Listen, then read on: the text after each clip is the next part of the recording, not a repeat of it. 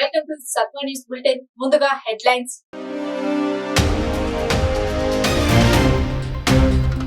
తెలంగాణలో సమైక్యాత్మకంగా 10,000 పోలింగ్ కేంద్రాలు.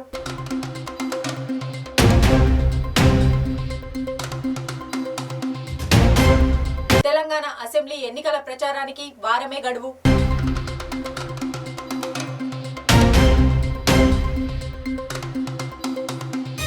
Israel Hamas మధ్య 4 రోజుల పాటు కాల్పుల విరమణ.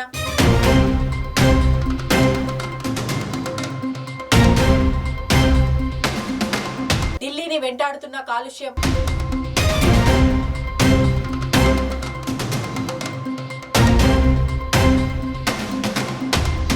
పోర్చుగల్ G20 నాయకుల శిఖరాగ్ర సమావేశం.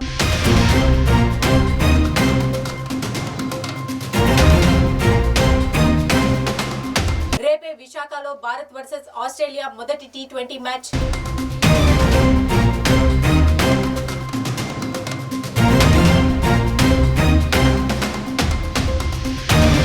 ఢిల్లీని కాలుష్యం వేటాడుతూనే ఉంది. అసలే చలికాలం, దట్టమైన పొగమంచు కమ్మేస్తోంది. దీనికి తోడు చుట్టుపక్కల నుంచి వస్తున్న విషవాయువులు ఢిల్లీ ప్రజలను ఉక్కిరిబిక్కిరి చేస్తున్నాయి.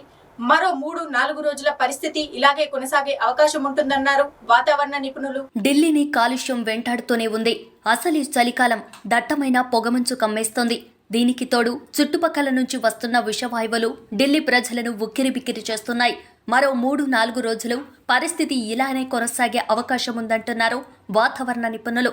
మొన్నటి వరకు వాయువుల వేగంతో పాటు గాలి దిశ మార్పుతో కొంతవరకు ఉపశమనం లభించింది. దీంతో కాలుష్య తీవ్రత కొంతమేర తగ్గిందని భావించారు స్థానికులు. దీంతో అధికారులు కొన్నింటిపై ఉన్న నిషేధాన్ని ఎత్తివేశారు. ప్రస్తుతం గాలిలో ఉధృతి ఏర్పడి అది కాలుష్యానికి కారణమవుతోంది. తద్వారా విజిబిలిటీ సమస్య తీవ్రంగా మారింది. మంగళవారం ఢిల్లీలోని 5 ప్రాంతాల్లో ఎయిర్ క్వాలిటీ ఇండెక్స్ 400కు పైగా నమోదైంది.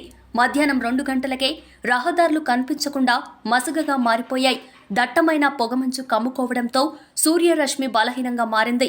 సాధారణంగా 2,000 మీటర్ల వరకు కనిపించే రహదారి ప్రస్తుతం 1000 నుంచి 1,500 మీటర్ల పరిధిలోనే కనిపిస్తోంది.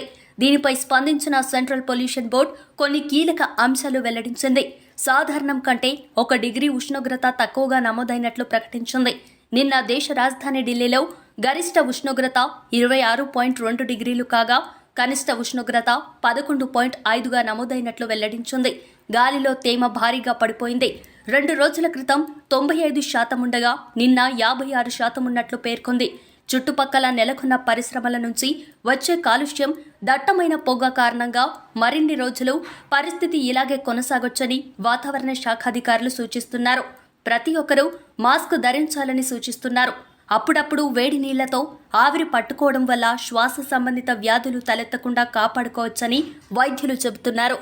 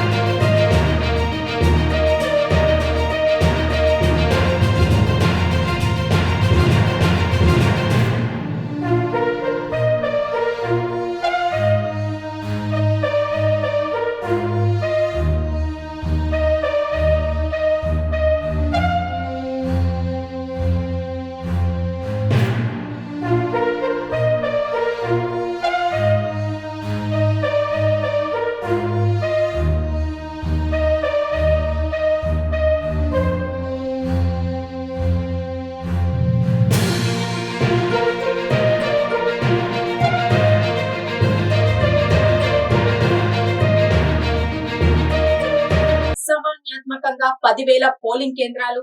తెలంగాణలో పోలింగ్ కౌంటింగ్ పై ప్రత్యేక భద్రత. తెలంగాణలో పోలింగ్ కు సమయం దగ్గర పడుతుండటంతో ఎలక్షన్ కమిషన్ సామాన్యాత్మక ప్రాంతాలపై ప్రత్యేక దృష్టి పెట్టింది. 24 గంటల పాటు సీసీటీవీ మానిటరింగ్ తో మూడంచెల భద్రత కల్పిస్తూ ఎక్కడ ఎలాంటి అసాంఘిక ఘటనలు జరగకుండా గట్టుదిట్టమైన భద్రతలను ఏర్పాటు చేస్తోంది.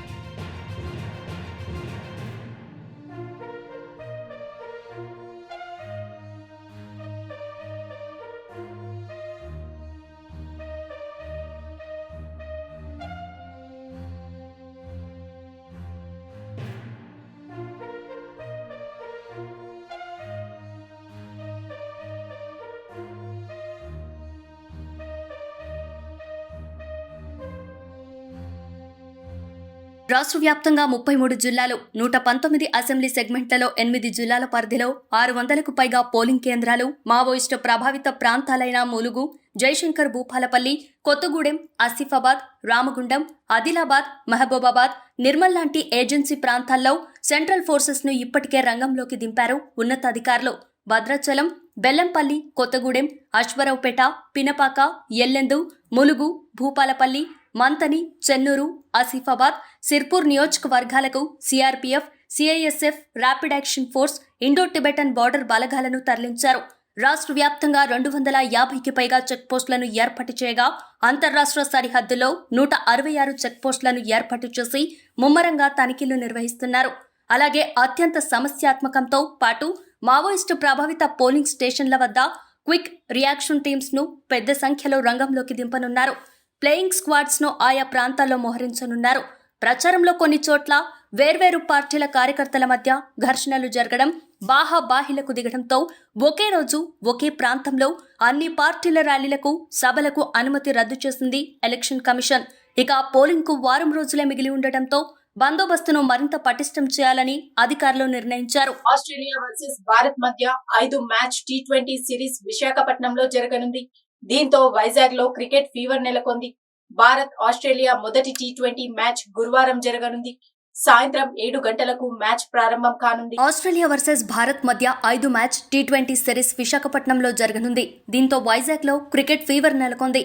భారత్ ఆస్ట్రేలియా మొదటి టీ20 మ్యాచ్ గురువారం జరగనుంది. సాయంత్రం 7 గంటలకు మ్యాచ్ ప్రారంభం కానుంది. 5 మ్యాచ్ల టీ20 సిరీస్ లో భాగంగా ఇప్పటికే ఇరు జట్లు విశాఖకు చేరుకున్నాయి. స్టేడియంలో ఇరు జట్లు ముమ్మరంగా ప్రాక్టీస్ చేస్తున్నాయి. ఈ సిరీస్ లో ఆస్ట్రేలియాపై గెలిచి కాస్తైనా ప్రతీకారం తీర్చుకోవాలని భారత జట్టు భావిస్తోంది. మరోవైపు ఈ మ్యాచ్ కు సంబంధించిన టికెట్లు ఇప్పటికే హాట్ కేకుల్లా అమ్ముడయ్యాయి. ఆన్లైన్తో పాటు ఆఫ్లైన్లో కూడా టికెట్ విక్రయాలు జరిగాయి. ప్రపంచ కప్ ఫైనల్లో భారత్ ఓటమి తర్వాత క్రికెట్ అభిమానులు చాలా డీలాపడ్డారు. ఇప్పటికీ ఆ ఫలితం నుంచి తేరుకోలేకపోతున్నారు. అయినప్పటికీ కీలకమైన పోరు ముగిసిన తర్వాత జరుగుతున్న టీ20 మ్యాచ్ కావడంతో సర్వత్రా ఆసక్తి నెలకొంది. తెలంగాణ అసెంబ్లీ ఎన్నికల ప్రచారానికి సరిగ్గా వారమే గడువుంది. దీంతో భారతీయ పార్టీల అగ్రనేతలంతా తెలంగాణలోనే మకాం వేసుకున్నారు. బీజేపీ తరఫున ప్రధాని మోదీ, అమిత్ షా, కాంగ్రెస్ తరఫున ఖార్గే, రాహుల్, ప్రియాంక నెలాఖరు వరకు ప్రచారం నిర్వహించనున్నారు. దీంతో తెలంగాణలో పొలిటికల్ హీట్ పీక్స్ కు చేరుకుంది. ఈ నెల 28కే ప్రచార గడువు ముగియనుండటంతో నేతలంతా ప్రచారాన్ని పతాక స్థాయికి తీసుకెళ్తున్నారు. తెలంగాణ అసెంబ్లీ ఎన్నికల ప్రచారానికి సరిగ్గా వారమే గడువుంది. దీంతో జాతీయ పార్టీల అగ్రనేతలంతా తెలంగాణలోనే మకాం వేయనున్నారు. బీజేపీ తరపున ప్రధాని మోదీ, అమిత్ షా, కాంగ్రెస్ తరపున ఖర్గే, రాహుల్, ప్రియాంక నెలాఖరు వరకు ప్రచారం నిర్వహించనున్నారు. దీంతో తెలంగాణలో పొలిటికల్ హీట్ పీక్స్ కు చేరుకుంది. ఈ నెల 28కే ప్రచార గడువు ముగియనుండటంతో నేతలంతా ప్రచారాన్ని పతాక స్థాయికి తీసుకెళ్తున్నారు.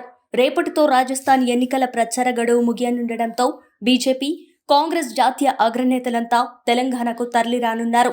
ప్రధానమంత్రి నరేంద్ర మోదీ ఈ నెల 25, 26, 27వ తేదీల్లో తెలంగాణలోనే మకాం వేయనున్నారు.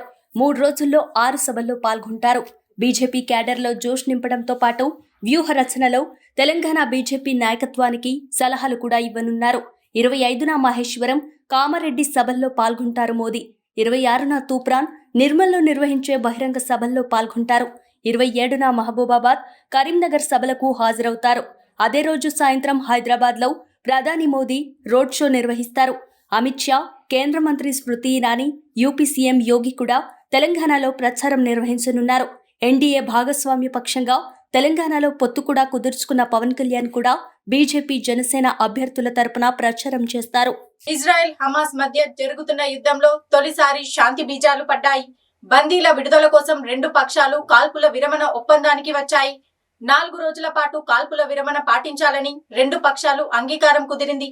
రెండు పక్షాల మధ్య ఈ ఒప్పందాన్ని ఖతార్ కుదిర్చింది.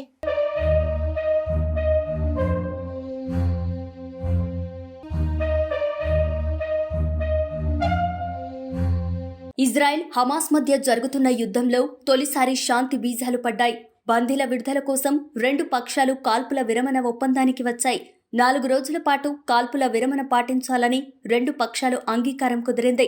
రెండు పక్షాల మధ్య ఈ ఒప్పందాన్ని ఖతార్ కుదుర్చుంది. అయితే ఎప్పటి నుంచి కాల్పుల విరమణ ఒప్పందం అమల్లోకి వస్తుందనే దానిపై ఇంకా స్పష్టత రాలేదు.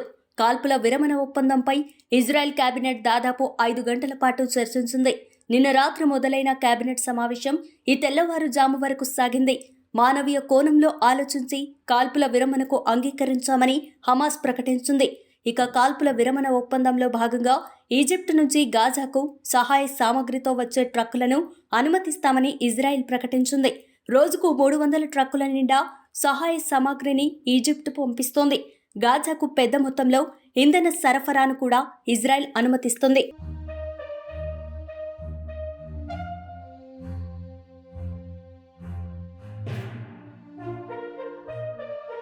ఈ నెలలో గ్రూప్ ఆఫ్ 20 భారత్ అధ్యక్ష పదవిని ముగించే ముందు ఢిల్లీ డిక్లరేషన్ అమలు చేయడంపై చర్చించడానికి ప్రధాని నరేంద్ర మోదీ బుధవారం సాయంత్రం వర్చువల్ G20 నాయకుల శిఖరాగ్ర సమావేశాన్ని నిర్వహించనున్నారు.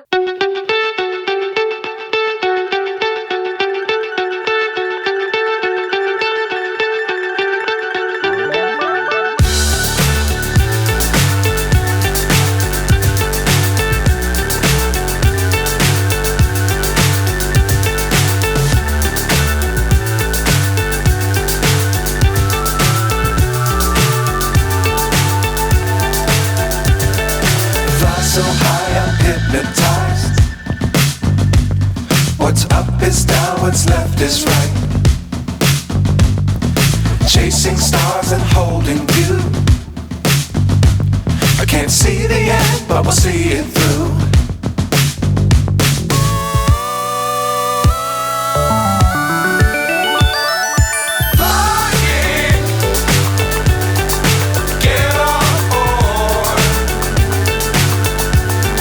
భారత్ వేదికగా సెప్టెంబర్ నెలలో దేశ రాజధాని ఢిల్లీలోని ప్రగతి మైదాన్లో G20 శిఖరాగ్ర సదస్సును విజయవంతంగా నిర్వహించిన విషయం తెలిసిందే.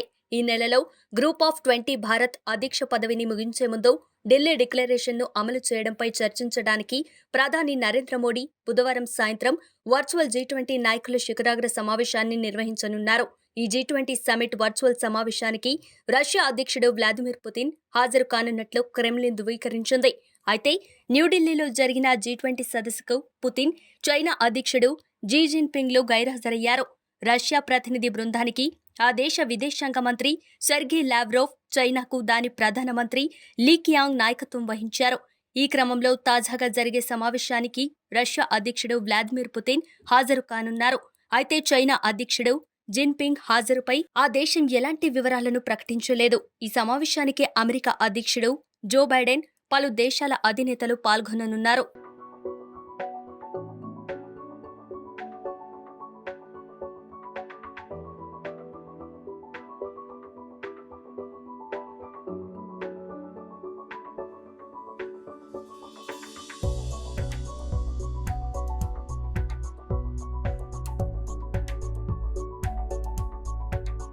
ఇది వాటి సత్వ న్యూస్.